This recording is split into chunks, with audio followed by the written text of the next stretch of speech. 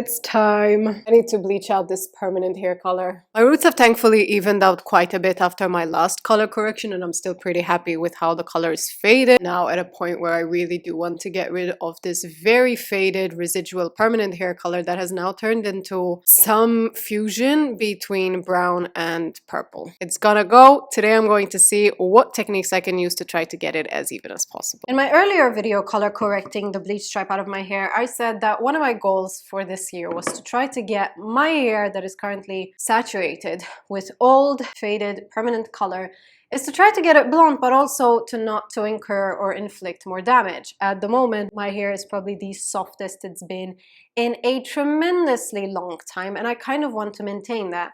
So we're going to be starting with a very thorough hair care prevention of damage application. Starting with Peptide Prep by K18. I have no idea if this is available for general users, but if you are a salon owner or if you can get your hands on it, get it. This is a chelating complex, which literally just means it's going to break down any heavy metals that is stuck in your hair. The reason why this is important is that it can inhibit other products from doing their best, basically. How to use: shake well before use, turn the trigger to on position, spray onto dry hair, saturating all strands, comb through, allow chelator to process for 4 minutes, continue with K18 mist followed by the chemical process, and then wash the hair. Low-key about to brag, but I am still so impressed at this color correction that I did. I had a stripe of bleach right here that I then used permanent color to fill it with, and then this is my natural color. I'm impressed with myself. So this was the Peptide Prep. Now it's actually time to prevent the active damage, and I'm going to be doing that with the K18 Repair Mist, which is the second product that this thing recommends that you put on it. I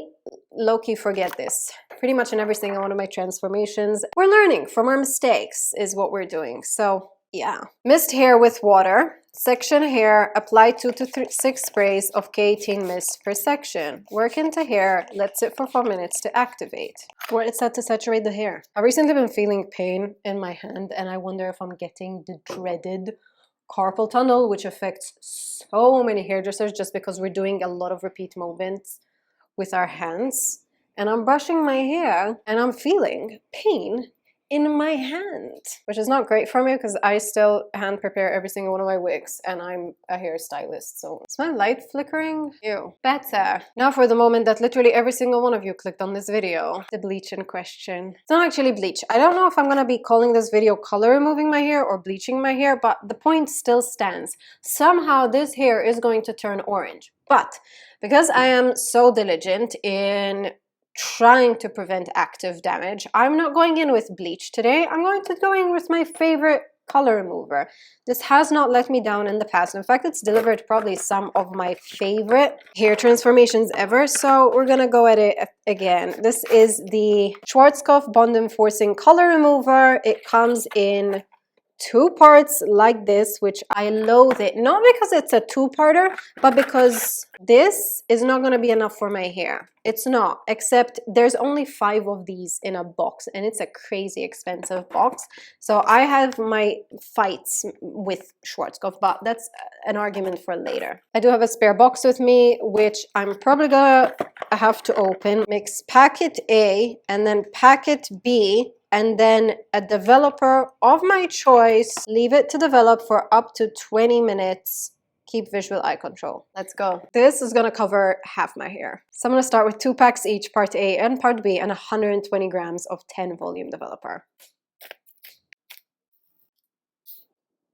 Ow, that hurts. Ooh, 120 grams, 124. White go. Mix, mix, mix. Mix up 2 batches of dye, and I still don't know if it's going to be enough. Color remover. Gloves, clips, brush, ear cover. Now we apply and see what happens. This stuff works pretty fast, and I know this from experience, so I'm literally just gonna slap it on, aim to cover it all, and move on. The key is to get it super saturated and ensure that every single strand is covered. The second key for my particular routine, making sure I'm bringing it slightly past where the dye naturally ended. Next section. Okay, I'm now realizing maybe it's a bad idea to not clean your hair in between your gloves, because whilst this isn't bleach, it does include peroxide, and peroxide is still going to lift the hair, so I kind of want to clean this off. Okay, we'll keep going. I remember the very first time that I used this product, I was lifting a faded blue color out of my hair and no other solution actually worked on it. So I applied this and it turned into one of the softest baby pinks ever, which to this day I don't know how it happened. But I suspect I had some residual pink underneath that blue that contributed. But the results turned out so good, and I did not make any note of a toner in the video that I actually had my ex-hairdressing teacher reach out to me accusing me that I left out the part where I retoned my hair afterwards, because she could not believe that this product lifted the color so well and so evenly that it just turned into a very gentle baby pink. But I was like, I don't know what to tell you. That's how the color turned out. Like, I wish. But it was kind of funny to me in multiple ways, because A, my ex-hairdresser was watching my videos, and B, she was accusing me with such ferocity that I kind of was like, okay. The only time that I ever wish that my hair was thinner is at this point in my hair career, because it genuinely takes so long just to make sure that the color is well saturated throughout. But I'm also conscious that this works crazy fast. Like, it's already hot to the touch, but I want to make sure it's applied well. But I also can't really take my time with it because it processes and works so damn quickly. I also really want to make sure I'm dragging it up enough to make sure that all of the dye is covered. You can already see the color lifting there. Spoiler, I ran out. Do you see what I mean? Like, they really could make these packets a bit bigger, because most people have more hair than me, or at least it's longer. Because so much time has passed already, I'm going to be actually mixing 30 grams 10 volume developer. Did I say 10 grams? 30 grams. And 30 grams 20 volume. We gotta turn up the heat. Let's go, baby.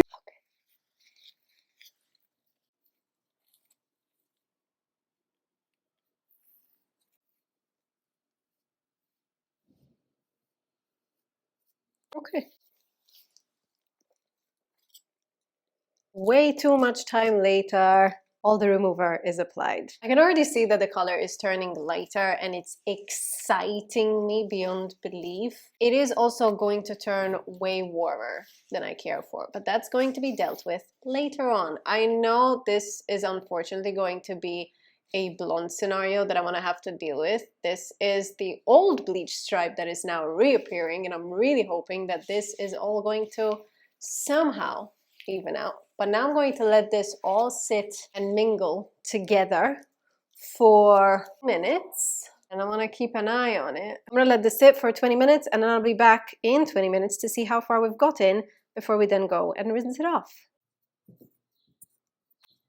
First impressions. So the orange is here. We're not doubting it. We're not arguing it. It is so visibly orange. We can straight up forget blonde for this part of the transformation. Here's what I am seeing though. So all of the red did seem to mostly come out. There are some darker patches closer to the root, which makes sense because this would have been the part that would have been the darkest, and this would have been the most stubborn dye. That being said, I'm still pretty happy with the lift that I got. The ends are also a really cute rose gold color, and I've had this color before because of this result, and on its own, or even with a copper root, it looks really good. Here's where my dilemma comes in. I really like my natural roots at the moment. My natural roots, however, are more of a dark, super ashy, golden blonde. They do not feature any sort of redness. This right here is kind of the same level. This is a level 8 at best, but they don't really blend. It's either super, super, super warm or much, much, much colder. So right now I've got 3 different options as to how to correct this. Option 1, go in with a second round of color remover to try to get even more of the pigment out and hope that I get somewhere more of a blonde. Option 2, color my existing roots a darker copper that will eventually blend with the rest of it, thereby giving me a really good copper makeover. An interesting option because A, I really love copper, and B, it would be a less damaging option than option 1. And option 3, find a way to make this color blend down into this color, or else dye all of this one uniform dark blonde. I'm personally really into the idea of trying to make the copper work, except when I pull my hair up, I do genuinely like my natural color. This, on the other hand, looks seriously dyed. There's also the fact that over here, more towards the bottom of my hair, there's also a chunk of blonde that needs to be tackled,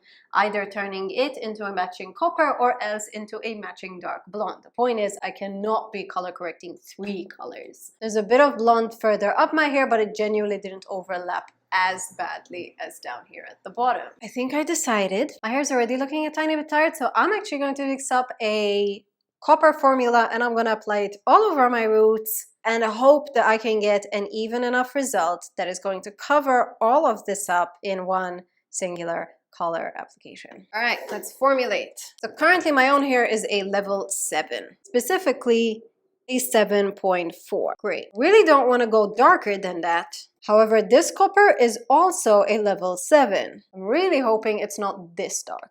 This is 6. I could literally just go over everything with a 777. However, if I were to break down the color, 7764 is actually just 777, but the last 7 isn't there, and it's instead mixed with a chocolate. So these 2 colors together gives us this. Was this what I was hoping for at the beginning of this video?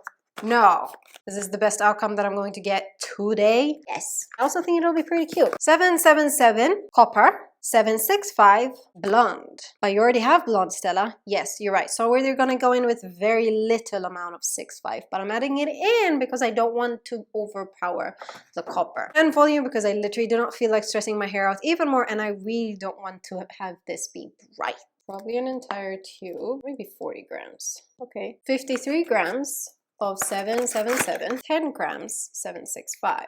More? 15 and 53 is 68.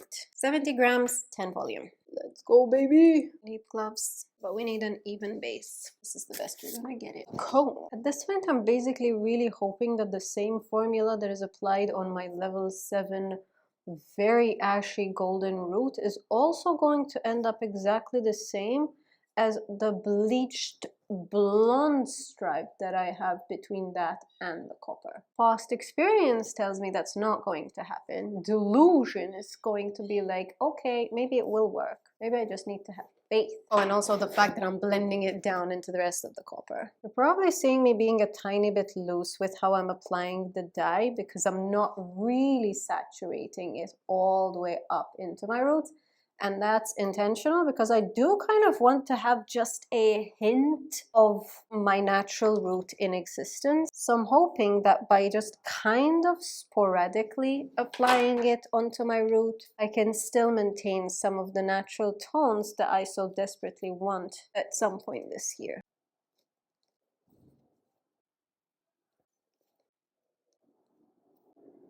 And now we just repeat this on all parts of the hair. It's going to be definitely interesting at the back of my head.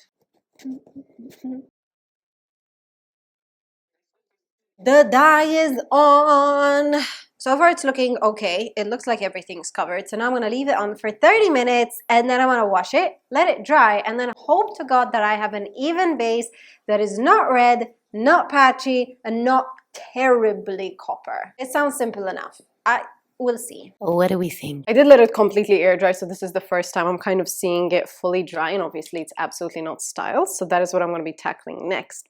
First impressions is it's okay. Don't get me wrong, I absolutely love a copper moment, and I think this time of year is the perfect time to do it because it's signifying the warmth and the change in the weather, but the sun is not going to be that strong yet that is going to fade the entire color out of our hair. However, a couple of things that I am picking up, and I haven't even styled my hair, or maybe that's why I'm picking it up. The root color did take, and it is looking considerably more copper, obviously, than it was.